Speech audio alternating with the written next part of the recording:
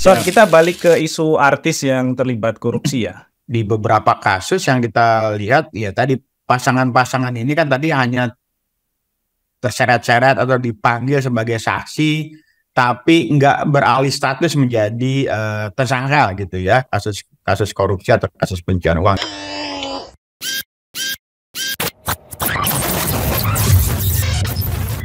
Halo sahabat integritas, jumpa lagi di program Buka Kartu. Karena ini masih suasana Lebaran, ya kami dari kru Satu Visi Utama mengucapkan minal aidin wal faidin, mohon maaf lahir dan batin. Semoga seluruh amal ibadah kita di bulan Ramadan diterima oleh Allah Subhanahu wa Ta'ala. Nah, dalam suasana Lebaran ini kita akan membahas satu tema yang mungkin tidak banyak dikuliti oleh kanal lain atau berita lain terkait dengan bagaimana para public figure, dalam hal ini artis, terlibat di dalam tindak pidana korupsi. Kita tahu kemarin terakhir terkait dengan kasus PT Timah itu ada nama Sandra Dewi gitu ya.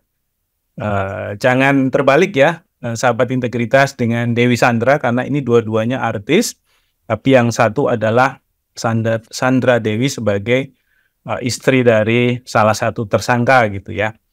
Nah, untuk membahas soal itu kita akan mendiskusikannya dengan Emerson Yunto dari Emerson Institute, juga Visi Integritas.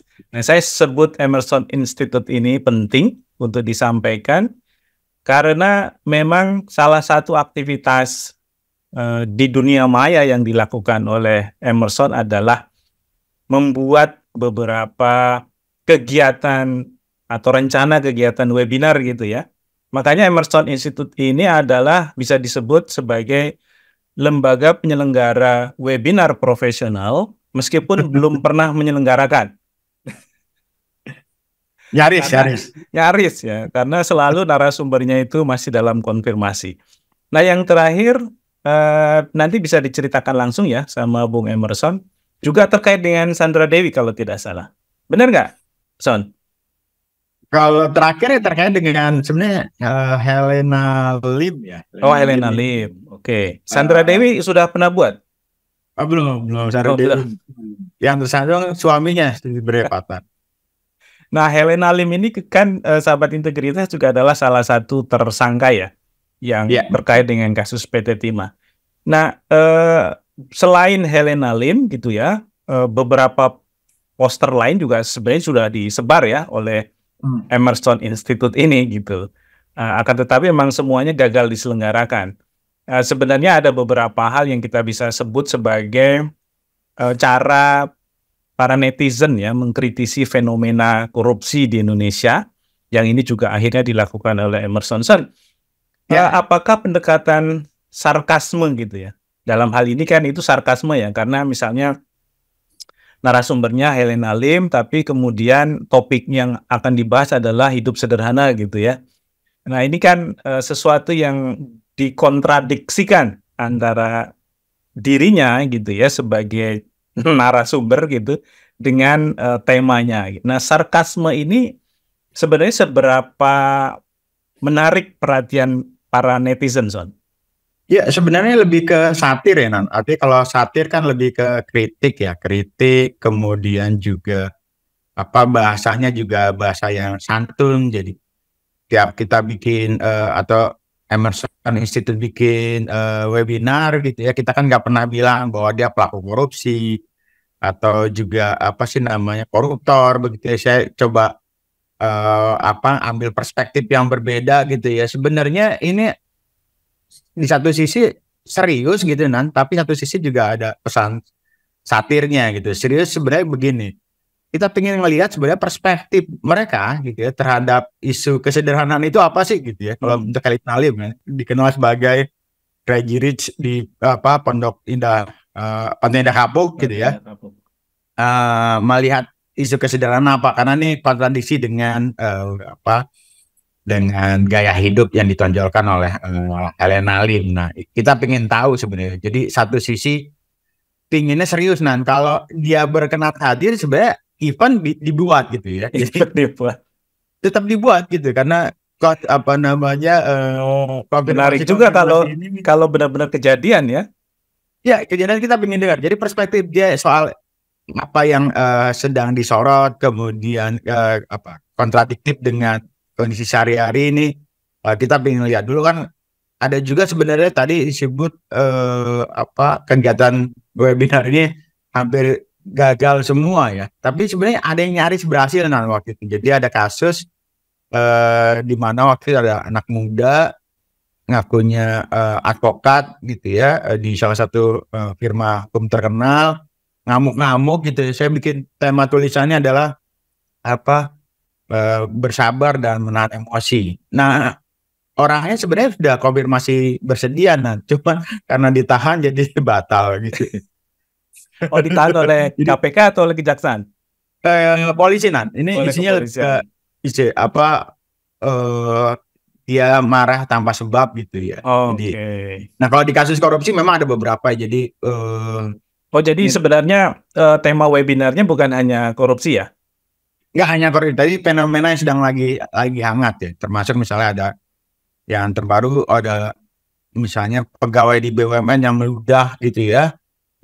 Kita ingin tahu sih sebenarnya perspektif menjaga akhlak di BUMN itu apa sih begitu ya. Karena mereka punya moto akhlak gitu ya, berakhlak. Moto akhlaknya seperti apa? Core value kan mereka sebut. Kalau memang paling banyak kasus korupsi. Jadi di kasus korupsi kita ingin lihat soal fenomena pengadaan barang dan jasa, bagaimana misalnya dia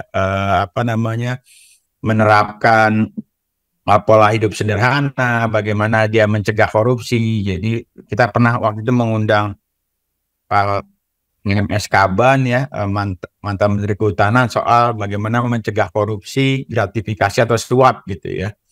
Karena kita tahu Pak MS Kaban kan pernah disebut-sebut namanya menerima sejumlah uang dari Anggoro ya waktu itu ya. Cuman kasusnya nggak berlanjut. Nah, kita ingin dengar tuh dari perspektif dia tuh pencegahan korupsi di kementerian itu seperti apa sih begitu. Sayangnya dia marah. Nggak marah nanti, jadi dia apa ya selalu ngeles atau bilang sibuk atau misalnya bayarannya menghindar. Bayarannya harusnya dolar begitu lah Pak. Tapi ini lebih ke memang ini ya apa satu sisi kita pengen jadi kan ada yang bilang kalau pengen nangkap maling atau bersihin maling ya coba ajak ngobrol malingnya, kira-kira dari perspektif mereka itu gimana celahnya, bagaimana sih misalnya sebab kenapa misalnya masih mungkin bobol begitu ya. Nah dari situ sebenarnya kita ingin belajar tuh. Kalau konteks seriusnya Pak Adnan ya, di sisi yang lain memang ada satir karena kita coba mengkontradiksikan kehidupan sehari-hari, fenomena atau perbuatan dia dengan misalnya yang tidak biasa dia lakukan gitu. Oke, nanti para sahabat integritas yang belum cukup mengenal flyer Emerson Institute, kita akan tampilkan beberapanya gitu ya. Kita balik ke isu artis yang terlibat korupsi ya. Ini kan kalau kita coba tarik ke belakang itu ada beberapa kategori ya setelah saya cek gitu terkait dengan artis yang terkait dengan korupsi. Pertama yang mereka bertransformasi menjadi pejabat publik. Kita tahu misalnya ada Angelina Sondakh dari Demokrat, kemudian misalnya satu lagi Zumi Zola gitu ya, Gubernur Jambi, yang dua-duanya kebetulan dicokok oleh KPK ya dalam kasus yang berbeda. Dan ini penting untuk kita bahas karena beberapa artis yang maju dalam pemilu legislatif 2024 juga lolos sepertinya ke Senayan ya. Kita tahu misalnya ada Uya Kuya kalau nggak salah, kemudian Ahmad Dhani, kemudian juga ada Denny Cagur ya. Kebetulan Denny Cagur adalah teman saya sendiri, satu kampus dulu ya, satu fakultas gitu ya di IKIP Jakarta. Nah, itu satu hal ya. Mereka mengubah dirinya dari artis, public figure menjadi politisi, menjadi pejabat publik. Dari sisi hukum mungkin kalau mereka terlibat korupsi jauh lebih jelas. Karena ada undang-undang yang sudah mengatur penyelenggara negara, di mana mereka adalah bagian dari penyelenggara negara setelah dilantik gitu ya. Jadi kalau terlibat korupsi ya mudah saja dijerat dengan undang-undang tipikor misalnya atau pencucian uang. Nah yang kategori kedua ini yang pasangannya terlibat korupsi. Entah itu suami atau istri ya, meskipun kalau kita cek lagi di berita, sebagian besar adalah para istri yang kebetulan artis ya. Misalnya Inneke Koes Herawati, kemudian juga ada Hetty Koes Endang, ada lagi Christina kalau tidak salah ya. Betul, Christina. Kasus Alamin Nasution. Alamin Nasution, kemudian terbaru itu Sandra Dewi. Nah, kategori ketiga, ini yang kemudian kita juga bisa lihat adalah mereka-mereka yang menikmati ya entah aset, uang yang itu dikemas dalam bentuk entah pemberian karena memberikan jasa keartisannya gitu ya kepada pejabat publik tertentu. Kita tahu misalnya ada Jennifer Dunn waktu itu yang pernah diperiksa oleh KPK kaitannya dengan pemberian mobil mewah dari Wawan ya, terpidana kasus korupsi juga yang terkait dengan proyek-proyek di Provinsi Banten yang juga melibatkan kakaknya Atut ya waktu itu. Kemudian ada terakhir Windy Idol yang namanya juga tenar gitu ya karena kaitannya dengan masalah suap yang melibatkan salah satu petinggi Mahkamah Agung. Nah, 3 kategori ini yang satu udah clear. Yang kedua dan yang ketiga ini yang kurang jelas. Kalau menurut pengamatan Muson, yang kedua dan yang ketiga ini semestinya seperti apa sih hukum mentreatment mereka? Ya, jadi kedua ketiga ini sebenarnya kan ini adalah misalnya pasangan-pasangan yang umumnya pasangan atau kawan dekat gitu ya dari pelaku korupsi yang tersandung dalam kasus korupsi diproses maupun beberapa sudah dijebloskan. Nah sebenarnya mungkin perlu juga dilihat apakah misalnya dia mengetahui bahwa uang-uang tersebut adalah uang-uang hasil kejahatan, uang korupsi atau tidak begitu ya. Jadi di luar undang-undang korupsi kan kita tahu ada namanya undang-undang tindak pidana pencucian uang. Nah, Widi tadi Mas Atan sebut Widi sebenarnya sekarang sudah jadi tersangka Pak Adnan. Windy Idol itu tersangka seingat saya kasus pencucian uang ya, kasus korupsi dan pencucian uang yang melibatkan mantan sekretaris Mahkamah Agung. Jadi di beberapa kasus yang kita lihat ya tadi pasangan-pasangan ini kan tadi hanya terseret-seret atau dipanggil sebagai saksi tapi nggak beralih status menjadi tersangka gitu ya kasus korupsi atau kasus pencucian uang. Itu untuk kategori kedua. Kategori yang ketiga, nah ada beberapa yang disebut-sebut menerima sejumlah uang, menerima sejumlah barang gitu ya. Ada Vitalia Sesa, ada bahkan Ayu Ashari gitu ya yang disebut-sebut menerima uang, tapi beberapa diantaranya itu mengembalikan gitu ya, mengembalikan pemberian itu kepada penegak hukum, dalam ini rata-rata yang tangani oleh KPK. Nah, sorry aku potong. Ini kan sebagian besar juga cara berkelitnya itu ya saya nggak tahu kalau itu uang dari hasil kejahatan gitu ya, sehingga begitu mengembalikan ke akhirnya ya beban hukumnya atau tanggung jawab hukumnya itu bisa hilang gitu. Ya, kalau ini semua tergantung dari ini sih Nan, tergantung dari penegak hukumnya, institusi penegak hukumnya, dia mau proses atau tidak gitu. Sebenarnya kan kalau mau ekstrim harusnya bisa diproses Nan, mereka bisa dijerat dengan tanda kutip kita sebut sebagai pelaku tindak pidana pencucian uang pasif ya, artinya dia bukan pelaku tapi dia menerima sejumlah uang hasil kejahatan, dalam hal ini kejahatan korupsi. Ahmad Fatona waktu itu kan juga memberikan sejumlah uang. Wawan, Bagus Wawan Khairuddin itu juga memberikan sejumlah uang atau barang pada artis-artis. Nah, beberapa mungkin selalu bilang bahwa saya nggak paham karena dia adalah pengusaha begitu ya. Bisa iya, bisa enggak. Tapi ini kemudian bagaimana penegak hukum itu bisa cermat melihat ini memang dia tidak tahu atau dia tahu tapi pura-pura tidak tahu begitu.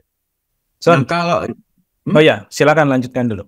Ya harusnya kalau misalnya penegak hukum mau beberapa orang tersebut bisa dijerat dengan tindak pidana pencucian uang pasif yang kemudian bisa diproses secara hukum, juga dihukum penjara sehingga saya maksimal ada 5 tahun. Berarti kalau dalam kategori 2 atau 3 ini yang baru jadi tersangka ini Windy Idol ya? Windy Idol, baru Windy Idol. Belum yang lain-lain, karena yang lain-lain itu kan lepas ya, seperti tadi Jennifer Dunn ya, dan Jennifer Dunn. Ya. Nah, Son, ini kalau kita ngomong soal artis ya, mereka ini kan public figure ya. Mereka adalah juga sorotan dari masyarakat, mungkin juga bisa menjadi salah satu role model yang diikuti oleh para followernya gitu ya. Karena sebagian besar juga eksis di sosial media hari ini kan. Dan pada saat yang sama ya, sepertinya kok ada kesan standar kode etik ya, profesi artis ini kok belum terlalu diperkuat ya. Apakah memang ada atau nggak ada? Atau memang karena artis ini sebuah profesi yang sangat berbeda dengan misalnya akuntan, lawyer gitu ya, atau asosiasi-asosiasi profesi lain. Seingat saya, artis itu juga punya organisasi kan. Mereka ada yang kategorinya pelawak gitu ya, ada juga yang pemain sinetron, ada yang pemain film layar lebar gitu, dan lain sebagainya, atau artis dalam pengertian pemusik ya, dan lain sebagainya. Kita tahu di satu sisi kita juga punya yang namanya slang gitu ya, yang Emerson sendiri juga cukup dekat dengan mereka. Ini bagaimana kok bisa ada berbagai standar gitu ya yang dimiliki oleh para artis ini? Apakah memang karena tadi standar kode etik profesinya itu belum terlalu dipikirkan oleh mereka? Ya, kalau sepengetahuan saya sampai saat ini belum ada isu soal etika, dalam artian mereka punya aturan soal etika ya. Jadi ketika etika itu dilanggar, mereka bisa diproses tuh, bisa dengan majelis kehormatan. Kalau di advokat kan ada larangan yang boleh dan tidak boleh buat di advokat ketika dilanggar, kemudian bisa diproses. Nah, di artis nggak ada tuh seperti itu. Nah, saya membaca begini, tadi kalau bicara soal penggolongan artis menjadi pejabat publik, itu yang kita lihat adalah fenomena mentransformasi diri. Nah, jadi ketika artis itu jadi anggota dewan, posisi kemudian menjadi politisi gitu ya. Zumi Zola ketika jadi artis kemudian jadi kepala daerah, dia ada kepala daerah yang fenomena korupsinya itu sama gitu, mirip, terima gratifikasi, kemudian penerimaan suap, kemudian korupsi terkait dengan anggaran, pengadaan barang dan jasa itu sama. Nah, jadi termasuk misalnya Angelina Sondang gitu, ketika artis jadi politisi, kelakuannya adalah tanda kutip ya, kelakuan minusnya sama seperti yang dilakukan oknum-oknum anggota DPR atau parlemen yang lain.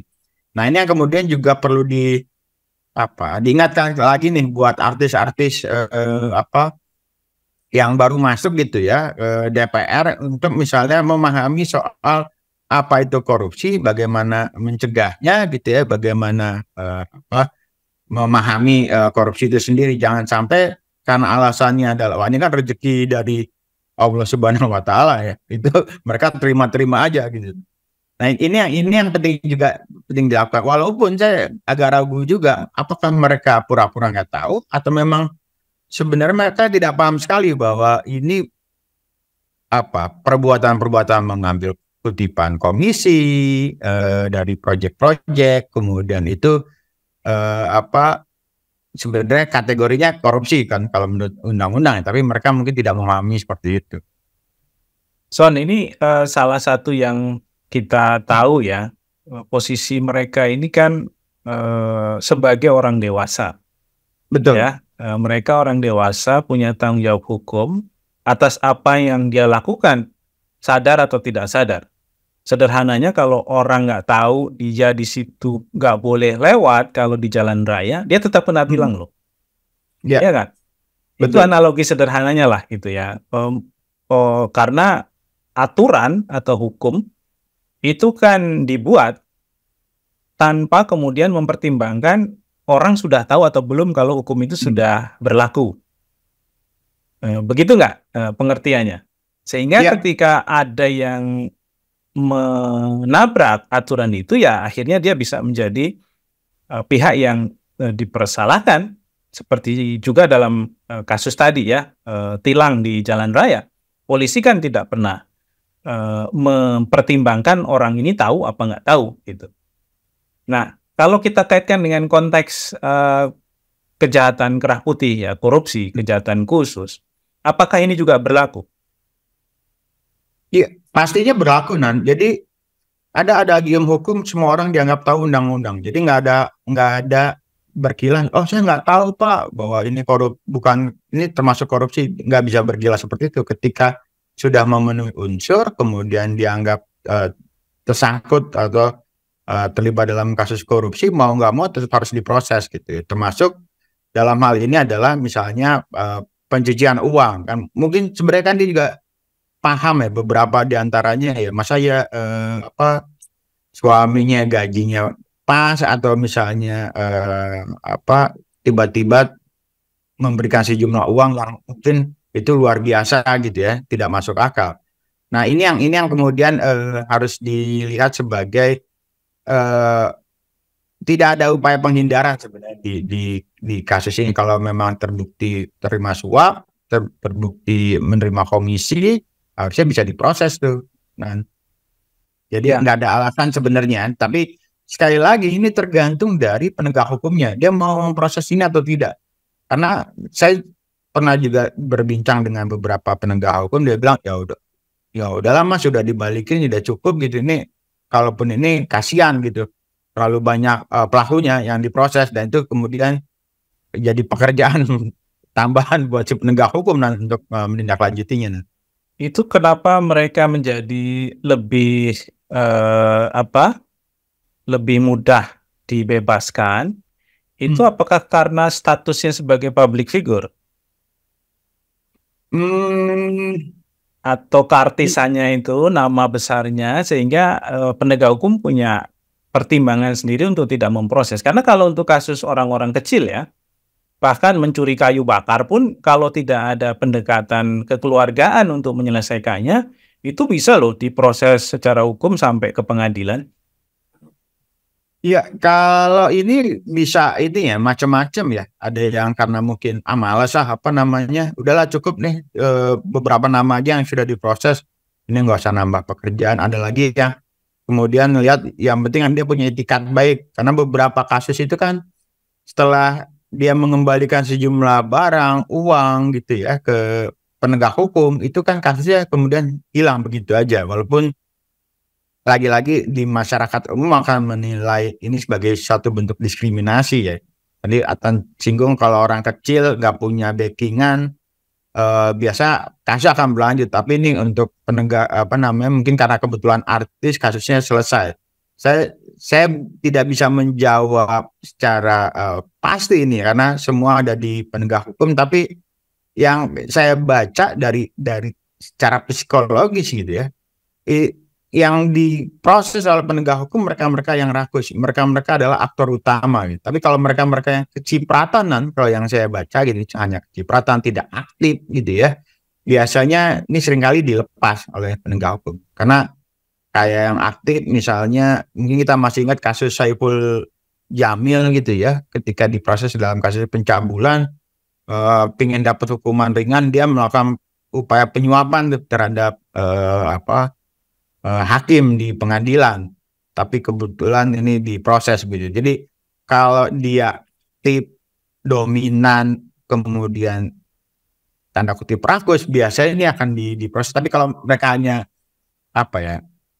pelaku minor atau cuman kecipratan, biasanya ini dilepas cepatan. Ini yang saya lihat di fenomena artis atau pasangan artis tersandung dalam kasus korupsi. Son, terakhir, ini kan kita tadi udah ngomong soal bagaimana undang-undang tipikor itu berlaku bagi penyelenggara negara, entah mereka itu artis background-nya atau bukan, ya pasti akan bisa dijerat ya. Kemudian yang kedua tadi poin terkait dengan isu penggunaan pasal TPPU ya bagi mereka-mereka yang menampung, menerima, mengubah ya atau menikmati dari hasil kejahatan entah tindak pidana korupsi atau tindak pidana lain termasuk narkotika. Yang poin ketiga ini, Son, yang kayaknya belum juga terlalu disoroti adalah soal instrumen pajaknya. Karena kan sebagian besar dari mereka itu tampil glamor ya, hidup mewah ya, atau bahkan kategorinya sekarang crazy rich gitu, bisa nikah di luar negeri, jalan-jalan ke luar negeri, pesta di luar negeri, bahkan kemarin rame tuh ya di sosmed nikahnya di luar negeri, bahkan kata-katanya cukup kasar, beraknya di luar negeri tapi nyolongnya di Indonesia gitu.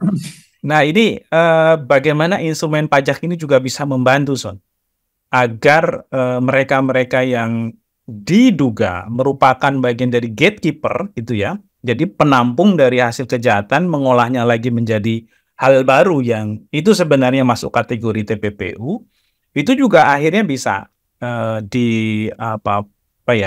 diproses gitu ya dari sudut pandang pidana perpajakannya.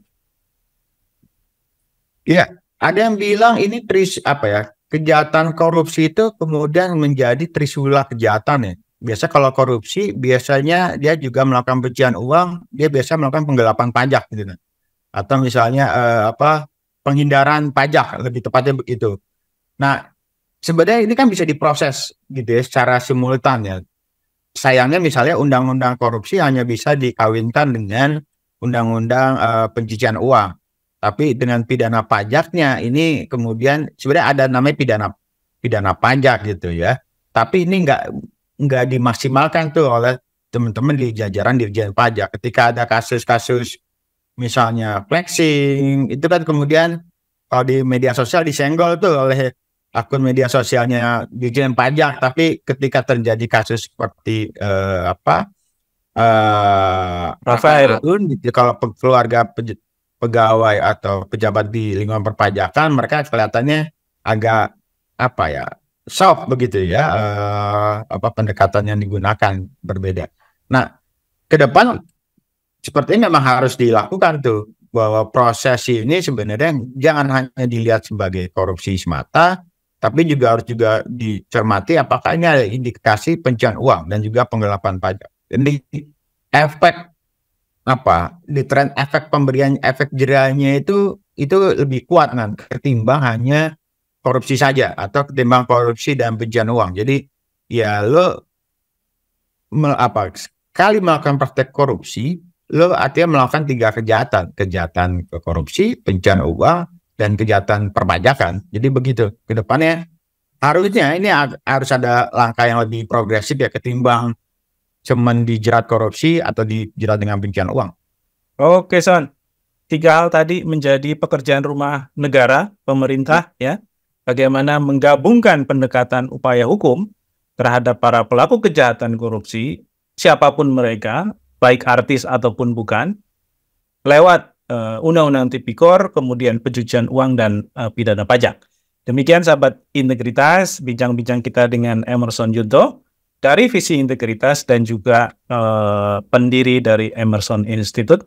Semoga bermanfaat. Jangan lupa like, comment, subscribe channel kita di Satu Visi Utama, karena kita akan memberikan perspektif segar ya dalam diskusi-diskusi yang terkait dengan isu-isu publik di Indonesia. Kita jumpa lagi di lain waktu. Sampai jumpa.